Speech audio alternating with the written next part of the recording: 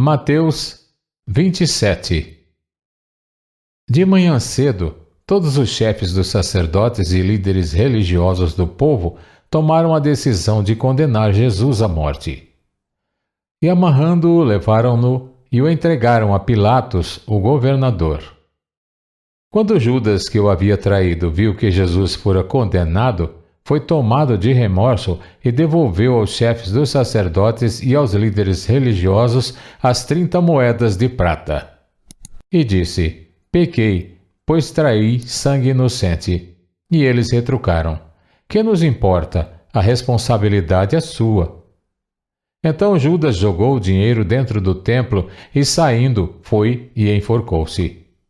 Os chefes dos sacerdotes ajuntaram as moedas e disseram: É contra a lei colocar este dinheiro no tesouro, visto que é preço de sangue. Então decidiram usar aquele dinheiro para comprar o campo do oleiro para cemitério de estrangeiros. Por isso, ele se chama Campo de Sangue até o dia de hoje. Então se cumpriu o que fora dito pelo profeta Jeremias. Tomaram as 30 moedas de prata, preço em que foi avaliado pelo povo de Israel, e as usaram para comprar o campo do oleiro, como o Senhor me havia ordenado. Jesus foi posto diante do governador e este lhe perguntou: Você é o rei dos judeus? Respondeu-lhe Jesus: Tu o dizes. Acusado pelos chefes dos sacerdotes e pelos líderes religiosos, ele nada respondeu. Então Pilatos lhe perguntou: Você não ouve a acusação que eles estão fazendo contra você? Mas Jesus não lhe respondeu nenhuma palavra, de modo que o governador ficou muito impressionado. Por ocasião da festa, era costume do governador soltar um prisioneiro escolhido pela multidão. Eles tinham, naquela ocasião, um prisioneiro muito conhecido chamado Barrabás. Pilatos perguntou à multidão que ali se havia reunido: Qual destes vocês querem que solte, Barrabás ou Jesus chamado Cristo? Porque sabia que o haviam entregado por inveja. Estando Pilatos sentado no tribunal, sua mulher lhe enviou esta mensagem: Não se envolva com este inocente, porque hoje, em sonho, sofri muito por causa dele. Mas os chefes dos sacerdotes, os líderes religiosos, convenceram a multidão a que pedisse Barrabás e mandasse executar Jesus. Então perguntou o governador: Qual dos dois vocês querem que eu solte? Responderam eles: Barrabás.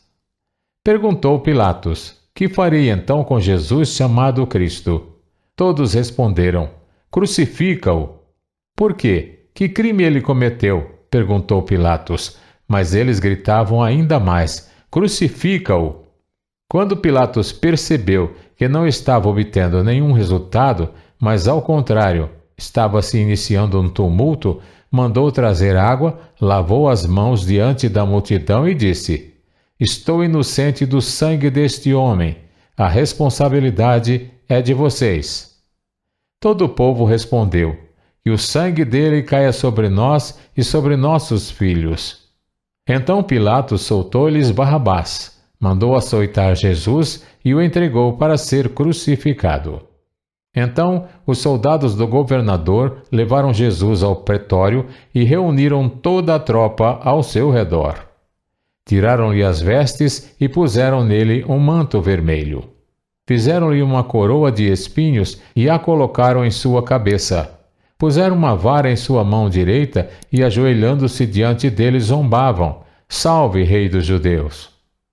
Cuspiram nele e, tirando-lhe a vara, batiam-lhe com ela na cabeça. Depois de terem zombado dele, tiraram-lhe o manto e vestiram-lhe suas próprias roupas. Então o levaram para crucificá-lo. Ao saírem, encontraram um homem de Cirene, chamado Simão, e o forçaram a carregar a cruz. Chegaram a um lugar chamado Gólgota, que quer dizer lugar da caveira, e lhe deram para beber vinho misturado com fel, mas ele, depois de prová-lo, recusou-se a beber. Depois de o crucificarem, dividiram as roupas dele, tirando sorte. E, sentando-se, vigiavam-no ali. Por cima de sua cabeça colocaram por escrito a acusação feita contra ele: Este é Jesus, o Rei dos Judeus. 2 ladrões foram crucificados com ele, um à sua direita e outro à sua esquerda. Os que passavam lançavam-lhe insultos, balançando a cabeça e dizendo: Você que destrói o templo e o reedifica em 3 dias, salve-se, desça da cruz, se é filho de Deus. Da mesma forma, os chefes dos sacerdotes, os mestres da lei e os líderes religiosos zombavam dele, dizendo: Salvou os outros, mas não é capaz de salvar a si mesmo. E é o rei de Israel. Desça agora da cruz e creremos nele. Ele confiou em Deus. Que Deus o salve agora, e se dele tem compaixão, pois disse: Sou filho de Deus.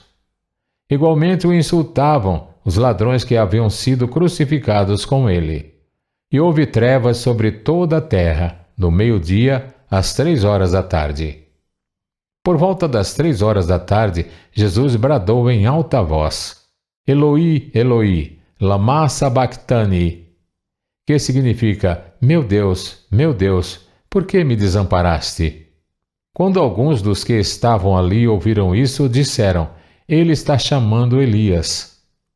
Imediatamente um deles correu em busca de uma esponja, embebeu-a em vinagre, colocou-a na ponta de uma vara e deu-a a Jesus para beber.